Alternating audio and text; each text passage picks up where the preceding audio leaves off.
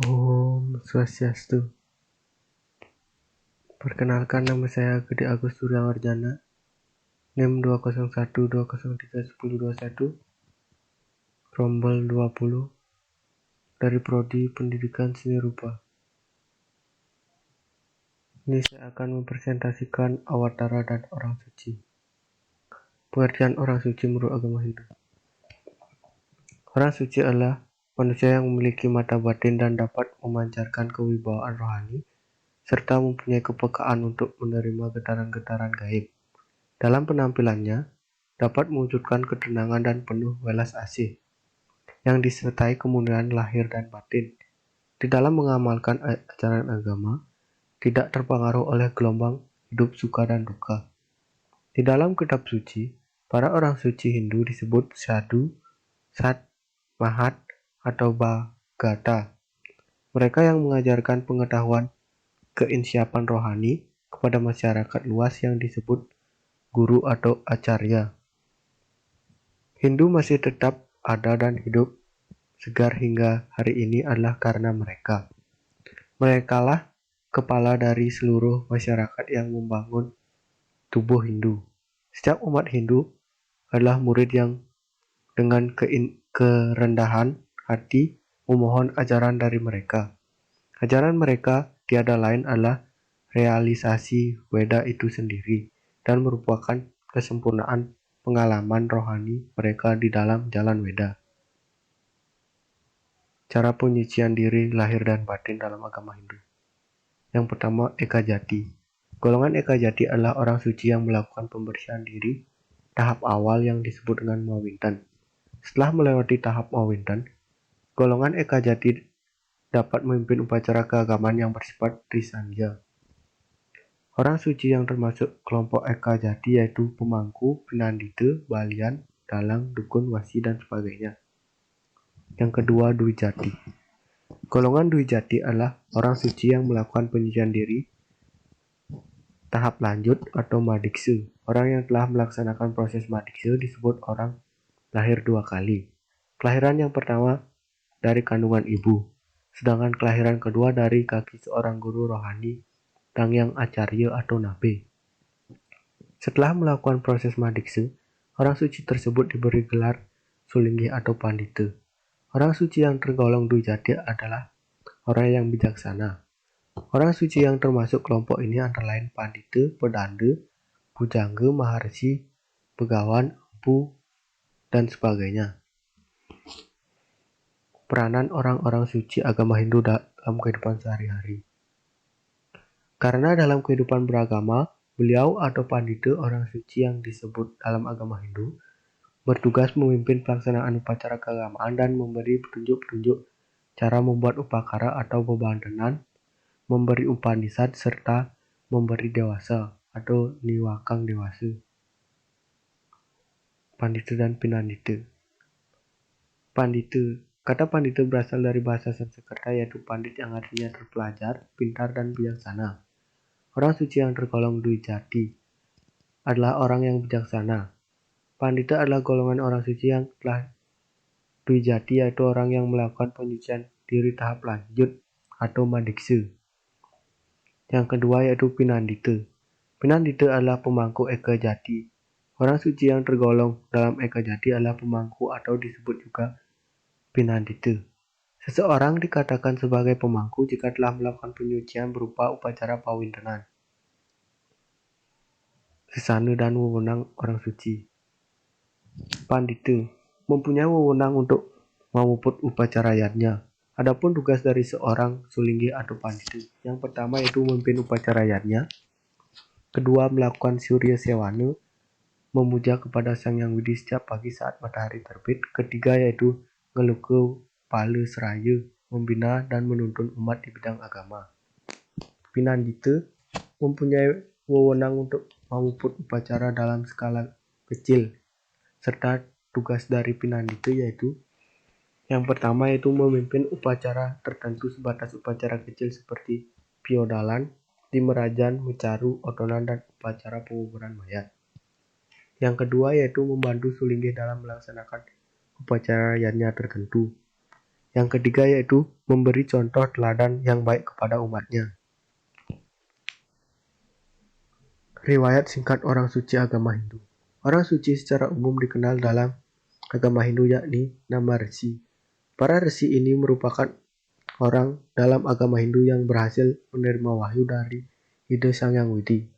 Orang suci atau para resi yang pernah menerima wahyu dari Brahman yaitu Grestamada. Tentang sejarah kehidupan Maharesi Grestamada tidak banyak diketahui. Namun demikian, Resi Grestamada telah berhasil menerima wahyu Sruti tentang ayat-ayat suci Weda, yang kemudian dihimpunnya dalam Rigveda, terutama dalam Mandala 2. Wiswamitra. Maharesi Wiswamitra adalah Maharesi yang kedua menerima wahyu. Wahyu ayat-ayat suci yang diterima itu kemudian dihimpun dalam Rigveda pada Mandala 3. Wamadewa. Maharesi Wamadewa sejak berada dalam kandungan ibunya telah mencapai penerapan sempurna, yaitu mampu berdialog dengan Dewa Indra.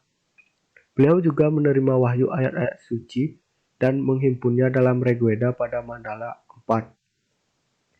Atri. Maharesi Atri menerima wahyu Weda yang dihimpun dalam Rigveda pada Mandala 5. Brahdwaja. Resi Brahdwaja adalah putra Maharesi Atri dan banyak dihubungkan dengan riwayat hidupnya Walmiki. Maharesi Brahdwaja memiliki kitab suci Weda dan kemudian dihimpun dalam Rigveda Mandala 6. Wasista telah menerima wahyu ayat-ayat suci Weda yang kemudian dihimpun dalam ayat-ayat Rigveda dalam Mandala 7. Di dalam cerita Mahabharata, nama Resi Wasista sama terkenalnya dengan Maharesi Wiswamitra.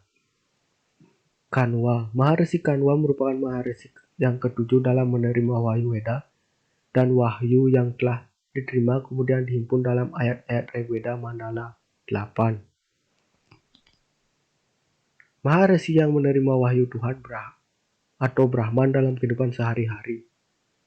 Begawan Bregu. Begawan Bregu adalah seorang Maharesi yang di dalam kitab Puran dianggap sebagai putra Brahman dan sebagai pendiri dari warga atau bangsa beliau yang disebut dengan bangsa Bagawan. Resi Agastya. Resi Agastya dalam penyebaran agama Hindu. Resi Agastya adalah terkenal jasa-jasanya. Menurut kitab Purana dan Mahabharata, beliau lahir dikasih sebagai penganut Siwa yang taat. Beliau meninggalkan kota Kasi menuju ke selatan sebagai Dharma Duta penyebaran agama Hindu. Begawan Brahaspati. Begawan Brahaspati menurut beberapa kitab Purana, Begawan Brahaspati adalah putra Begawan Angirasa. Begawan Angira terkenal sebagai orang suci. Manasa putra itu diciptakan oleh Brahma melalui pemikirannya. Empu Tantular. Empu Tantular adalah seorang resi yang tinggi pribadinya dan juga seorang pujangga besar Hindu. Hasil karyanya banyak tersebar, satu di antaranya yaitu Sutasoma. Empu Kuturan. Empu Kuturan di dalam cerita Calon Warang disebutkan seorang tokoh yaitu Empu Kuturan. Beliau hidup di zaman kerajaan Erlangga. Empu Baradah. Empu Baradah sangat harum baik dan tulis-tulisan sejarah kehidupan dalam agama Hindu di Nusantara.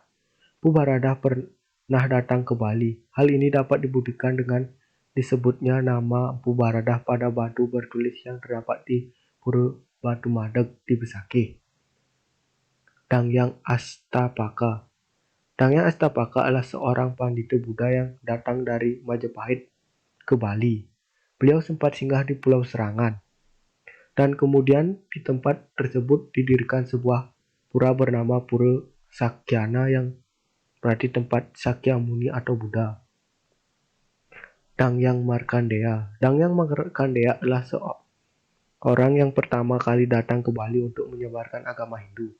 Beliau berasal dari Jawa Timur, memiliki pasraman di kaki Gunung Raung yang sebelumnya melaksanakan pertapaan di Gunung Raung, wilayah sekitaran Pegunungan Dieng. Dangyang Dwijendra. Dangyang Dwijendra adalah seorang pandita yang sangat dihormati di Bali karena kesuciannya, keunggulannya, budinya, ketinggian kerohaniannya karena jasa-jasa dan pengabdian beliau terhadap agama Hindu. Pengertian Awatara dalam agama Hindu. Awatara atau avatar dalam agama Hindu adalah inkarnasi dari Tuhan Maha Esa maupun manifestasinya. Tuhan Yang Maha Esa ataupun manifestasinya turun ke dunia mengambil suatu bentuk dalam dunia material guna menyelamatkan dunia dari kehancuran dan kejahatan.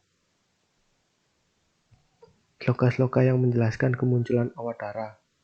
Yang pertama tentang pengertian Awatara, yang kedua yaitu tentang 10 Awatara dan tugasnya, yang ketiga yaitu Awatara sebagai perwujudan Tuhan.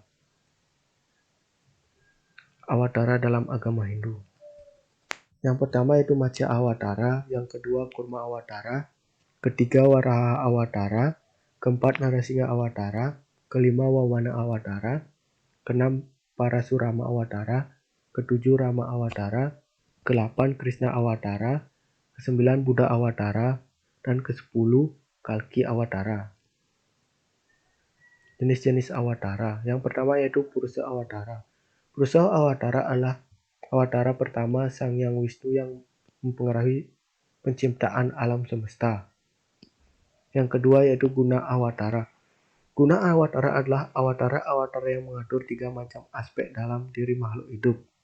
Awatara-awatara tersebut yaitu Brahman mengatur nafsu dan keinginan, Wisnu mengatur sifat-sifat kebaikan, Siwa mengatur sifat kemalasan. Yang ketiga yaitu Lila Awatara.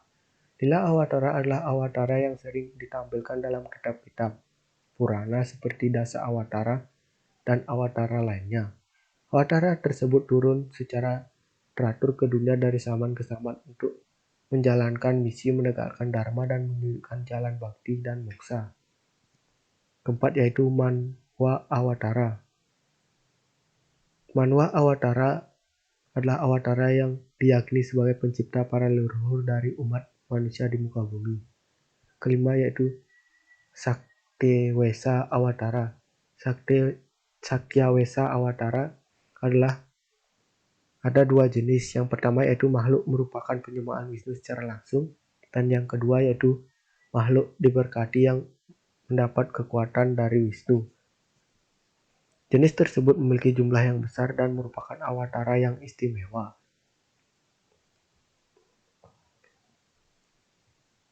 Sekian dari presentasi saya.